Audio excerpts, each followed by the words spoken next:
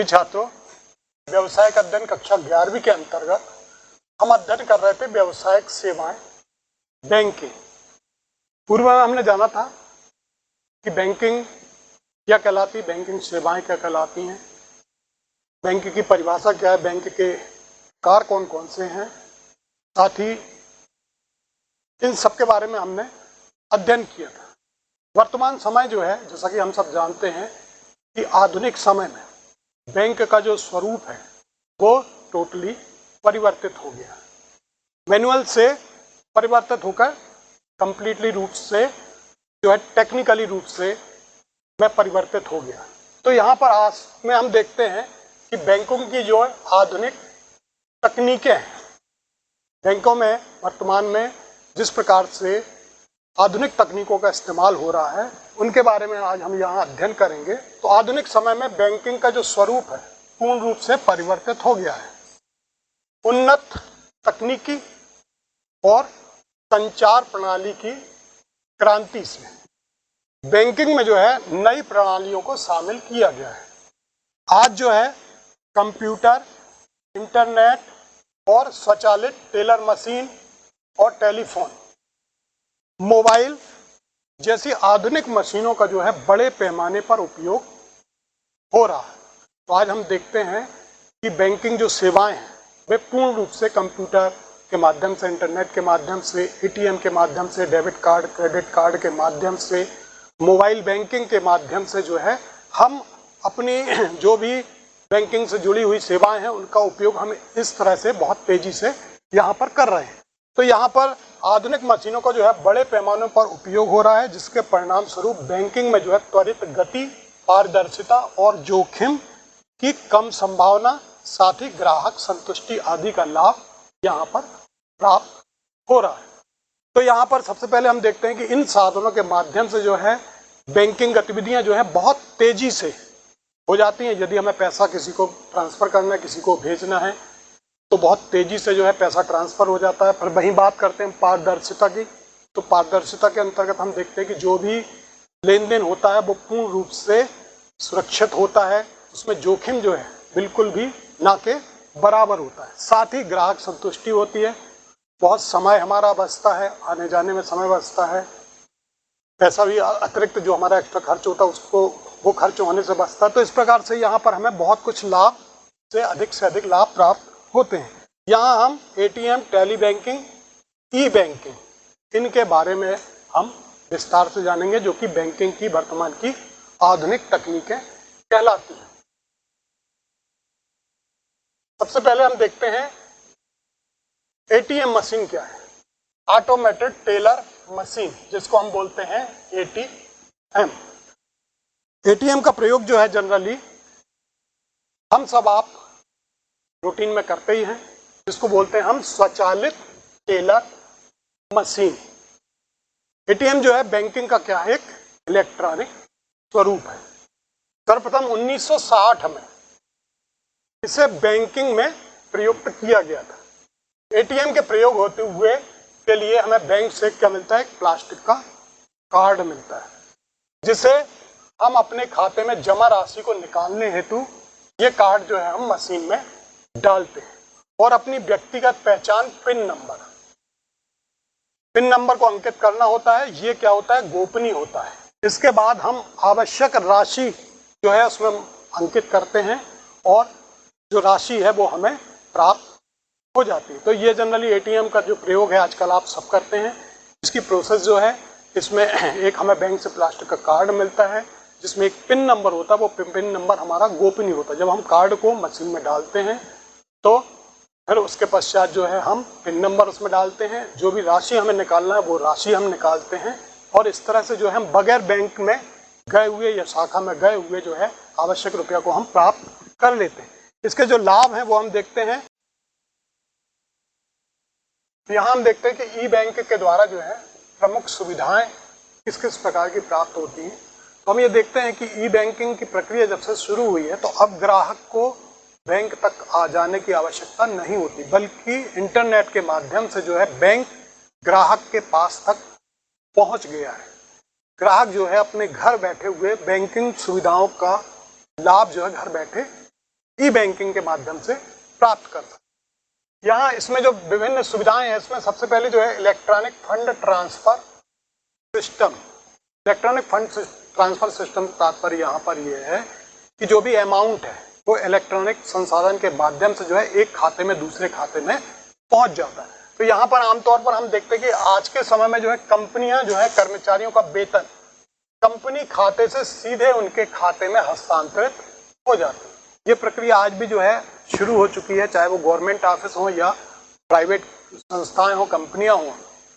अपने जो भी एम्प्लॉयज हैं, जो उनके कर्मचारी हैं, सीधे उनके खाते में जो है पैसा व्यक्तिगत रूप से हर एक के खाते में अलग अलग ट्रांसफर कर देते हैं। इस व्यवस्था से जो है कंपनी के मालिक एवं कर्मचारी दोनों बड़ी मात्रा में नकद संभालने की असुविधा से बच जाते हैं। तो इलेक्ट्रॉनिक फंड ट्रांसफर सिस्टम जो है, इसके माध्यम से जो है कंपनी या संस्था अपने कर्मचारियों का वेतन जो है या जो भी अमाउंट उसको संबंधित पक्ष को देना होता है उसके खाते में सीधा ट्रांसफर कर देती है। वो है इलेक्ट्रॉनिक फंड ट्रांसफर सिस्टम के माध्यम से।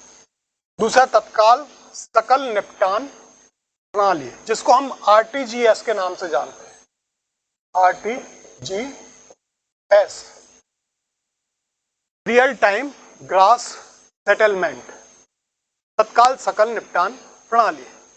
ये प्रणाली जो है एक बैंक से दूसरे बैंक तथा ग्राहक आधारित लेन देनों को इलेक्ट्रॉनिक आधारित निपटान प्रणाली पेमेंट की व्यवस्था होती है। इसके माध्यम से जो है एक बैंक से हम दूसरे बैंक में पैसों को जो है, रकम को जो है तत्काल हम ट्रांसफर कर देते हैं। इसमें जो है सहभागियों को रिजर्व बैंक से तुरंत परस्पर भुगतान की व्यवस्था होती है। इसमें ग्राहकों का लेन देन जो है बिना किसी मानवीय हस्तक्षेप के सीधे भुगतान हो जाता है। तो आरटीजीएस जो प्रणाली है, इसके माध्यम से जो है जब हमें एक बैंक से दूसरे बैंक में पैसे को ट्रांसफर करना होता है तो हम यहाँ पर आरटीजीएस के माध्यम से भुगतान जो है एक खाते से दूसरे खाते में पहुँचाते हैं। इसके लिए हम बैंक में पहुँच के हमें आरटीजीएस की प्रक्रिया को अपनाना होता है। और ये प्रक्रिया जो होती है ये 2 लाख से ऊपर के भुगतान के लिए होती है।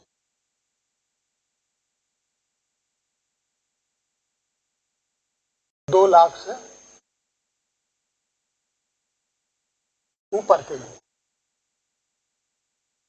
यदि 2 लाख से ऊपर का हमें भुगतान करना है तो हम आरटीजीएस के माध्यम से जो है एक बैंक से दूसरे बैंक में पैसे को ट्रांसफर कर देते। तो ये कहलाती है आरटीजीएस। तीसरा जो है राष्ट्रीय इलेक्ट्रॉनिक फंड ट्रांसफर, जिसको हम कहते हैं एनईएफटी।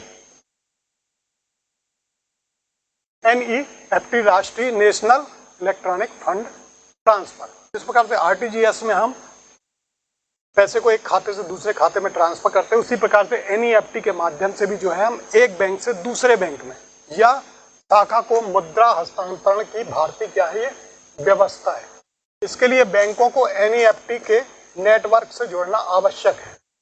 इस प्रणाली के अंतर्गत एक व्यक्ति, फर्म या निगम अपने बैंक से इलेक्ट्रॉनिक माध्यम द्वारा दूसरे व्यक्ति, फर्म या निगम को देश में स्थित उसके किसी भी बैंक में राशि हस्तांतरित कर सकता है।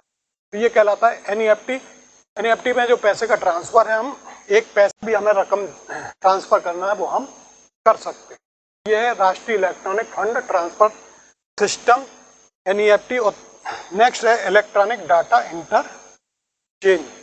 यदि हमें विभिन्न कंपनियों के या विभिन्न संस्थाओं के किसी प्रकार के आंकड़ों को या सूचनाओं की जानकारी चाहिए या किसी प्रकार के आंकड़ों या सूचनाओं को हमें भेजना है तो इसके माध्यम से जो है हम डाटा इंटरचेंज के माध्यम से जो है विभिन्न वर्गों के मध्य सूचना या आंकड़ों के अंतरण को सरल बनाता है।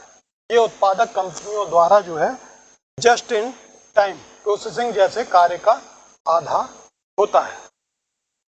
जिस समय हमें काम करना है हम उसी समय तत्काल सूचनाओं या आंकड़ों को इलेक्ट्रॉनिक डाटा इंटरचेंज के माध्यम से जो है आंकड़ों को दूसरी जगह भेज देते हैं या दूसरी जगह से आंकड़े हम शीघ्रता से प्राप्त कर सकते हैं। तो यह है इलेक्ट्रॉनिक डाटा इंटरचेंज।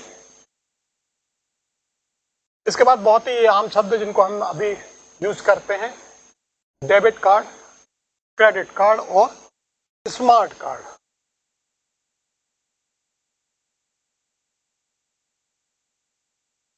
सबसे पहले हम देखते हैं डेबिट कार्ड। डेबिट कार्ड जो है दुकान पर हम अपना जब भी डेबिट कार्ड प्रस्तुत करते हैं तो एक POS मशीन होती है जिसको हम बोलते हैं पॉइंट ऑफ सेल। ये कार्ड जो है हम उसकी उस मशीन में लगाते हैं, उसके बाद दुकानदार जो है उसमें अमाउंट और अपना खाता उसमें दर्ज करता है, उसके बाद मशीन को आपकी तरफ बढ़ाता है और आप उसमें जो है अपना पिन नंबर डालते हैं और ओके करने के बाद जो राशि है वो आपके खाते से उठकर दुकानदार के खाते में या जहां से आप सामग्री खरीद रहे हैं उसके खाते में पहुंच जाती है। तो मशीन के द्वारा जो है क्रय किए गए माल का भुगतान जो है राशि ग्राहक के बैंक खाते से दुकान के खाते में राशि हस्तांतरित हो जाती है। तो डेबिट कार्ड का उपयोग जो है हम यहाँ पॉइंट ऑफ सेल मशीन में भी करते हैं जिसके माध्यम से हम भुगतान करते हैं। फिर नेक्स्ट है क्रेडिट कार्ड। क्रेडिट कार्ड जो होता है यदि हमारा बैंक में खाता नहीं है लेकिन हमारी साख के आधार पर बैंक जो है हमें क्रेडिट कार्ड एक लिमिट निर्धारित राशि तक को यूज करने के लिए वो हमें अधिकृत करता है। तो ये कार्ड जो है बिना बैंक में खाता खोलने के समान है। हमारा खाता बैंक में नहीं होता है और बैंक हमें क्रेडिट कार्ड हमारी साख के आधार पर हमें प्रदान करता है। वास्तव में ये कार्ड जो है धारक को अधिविकर्ष ओवरड्राफ्ट जिसको हम बोलते हैं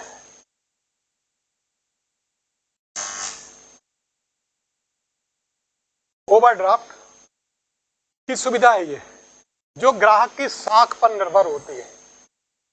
ग्राहक की जो बैंक में साख है तो यहाँ पर बैंक जो है उसको क्रेडिट कार्ड प्रदान करता है। क्रेडिट कार्ड के माध्यम से जो ग्राहक नगद लेन देन से बच जाता है और उपभोग की राशि एक निश्चित अवधि पश्चात जो है ब्याज के साथ बैंक में जमा करते हैं। तो यदि हमारा बैंक में खाता नहीं है, बैंक में पैसे भी नहीं है, लेकिन साख के आधार पर हमें बैंक क्रेडिट कार्ड देता है और हम उस क्रेडिट कार्ड के माध्यम से एक निश्चित अवधि और निश्चित राशि का हम भुगतान सामने वाले को कर सकते हैं। तत्पश्चात एक निश्चित समय के पश्चात जो है हमने जितनी राशि का उपयोग किया है वो प्लस ब्याज हम बैंक में जमा करते हैं। तो ये सुविधा जो होती है क्रेडिट कार्ड के माध्यम से होती है। और अंतिम बिंदु जो है यहाँ पर स्मार्ट कार्ड। वर्तमान में स्मार्ट कार्ड का प्रयोग बहुत तेजी से हो रहा है जिसमें सभी प्रकार के जो है हमारी इलेक्ट्रॉनिक सिस्टम से चिप के माध्यम से हमारी बैंकिंग गतिविधियां जो होती हैं स्मार्ट कार्ड के माध्यम से जुड़ी होती हैं। इसमें एक प्रोसेसर चिप के माध्यम से ग्राहक के खातों की जानकारी के साथ सभी प्रकार की गोपनीय सूचनाएं संग्रहित होती हैं। हमारा आधार कार्ड हो गया, समग्र कार्ड हो गया, ड्राइविंग लाइसेंस हो गया, बैंक में जहाँ जहाँ खाते हैं, पिन नंबर, ये सारी चीज़ें जो होती हैं ये स्मार्ट कार्ड में क्या होती हैं, संग्रहित रहती हैं। तो वर्तमान में जो है भारत में स्मार्ट कार्ड जो है वित्तीय उद्योग एवं अन्य क्षेत्रों में भुगतान हेतु प्रचलित किए जा रहे हैं। तो ये जो है बैंकिंग सेवाओं के इलेक्ट्रॉनिक बैंकिंग की जो विभिन्न सेवाएं हैं उसमें डेबिट कार्ड, क्रेडिट कार्ड और स्मार्ट कार्ड। इसके बाद हम देखते हैं ई बैंकिंग के जो लाभ हो गए। निरंतर सेवा, ई बैंकिंग के माध्यम से हम 24 घंटे जो है सेवाएं बैंकिंग की जो है प्राप्त कर सकते हैं। लेन देन जो है हम घर पर बैठे बैठे कर सकते हैं। दूसरा जो है वित्तीय अनुशासन, जो भी लेन देन हमारा होता है बैंक से उसका तत्काल हिसाब किताब लिखित में हमारे मोबाइल में या हमारे इलेक्ट्रॉनिक उपकरण में हमें जानकारी प्राप्त हो जाती है। तो लेन देन का हिसाब किताब जो है लिखित रूप में प्राप्त होता है जिसमें वित्तीय जानकारी होती है। फिर सुविधाजनक है, ये बड़ी मात्रा में हम नगद रुपये को संभाल कर रखने की समस्या से मुक्त हो जाते हैं। किसी स्थान पर हमें ज़्यादा पैसा लेकर पहुंचना है तो उतना नगद न ले जाकर हम ई बैंकिंग के माध्यम से उस पैसे को वहां पर ट्रांसफर कर देते हैं। तो नगद रखने की समस्या से मुक्ति मिलती है और उसकी पहुंच जो बैंक की शाखा तक न रहकर असीमित हो जाती है। अर्थात जो भी हमें गतिविधियां करना है उसके लिए हमें जरूरी नहीं है कि हम बैंक में ही जाकर ई बैंकिंग संबंधी कार्य को करें, घर बैठे भी हम जो है उस कार्य को पूरा कर सकते हैं। तो यहाँ पर जो है ग्राहक की जो ताकत है, जो शक्ति है, वो बहुत अधिक बढ़ जाती है। फिर प्रतियोगिता की बात करें, ई बैंकिंग के माध्यम से बैंकिंग प्रतियोगिता शक्ति को भी बढ़ावा मिलता है जिसका लाभ ग्राहकों को प्राप्त होता है। और फिर बैंकिंग सुविधा का विस्तार, इंटरनेट के माध्यम से समस्त बैंकिंग गतिविधियों का संचालन व समस्त प्रकार की जो भी जानकारियां हैं वो सुगमता के साथ हमें प्राप्त हो जाती और मित गई है। ये सबसे पहले हमारा बैंक में जाने का, शाखा में जाने का समय बचता है, जो भी खर्च है उस स्थान तक पहुंचने का वो खर्च पड़ता है। साथ ही बैंक में जो कर्मचारी हैं, जो कार्यरत कर्मचारी जो कार्य कर रहे हैं, उनसे हमारी बातचीत करने में उनका भी समय बचता है। तो इस प्रकार से यहाँ हम देखते हैं कि ग्राहक के साथ साथ, ग्राहक के समय के साथ साथ जो है बैंक कर्मचारियों के समय की भी काफ़ी बचत होती है। तो यहाँ पर जो है मानवीय संसाधनों पर कम निर्भर होना पड़ता है। ये जो है ई बैंकिंग के मुख्य लाभ हैं। बैंकिंग के आधुनिक तकनीकों से क्या आशा है? स्वचालित टेलर मशीन एटीएम की प्रक्रिया को समझाइए। टेली बैंकिंग से क्या आशा है उसको समझाइए। ई बैंकिंग से आशा है उसकी सुविधाओं को समझाइए।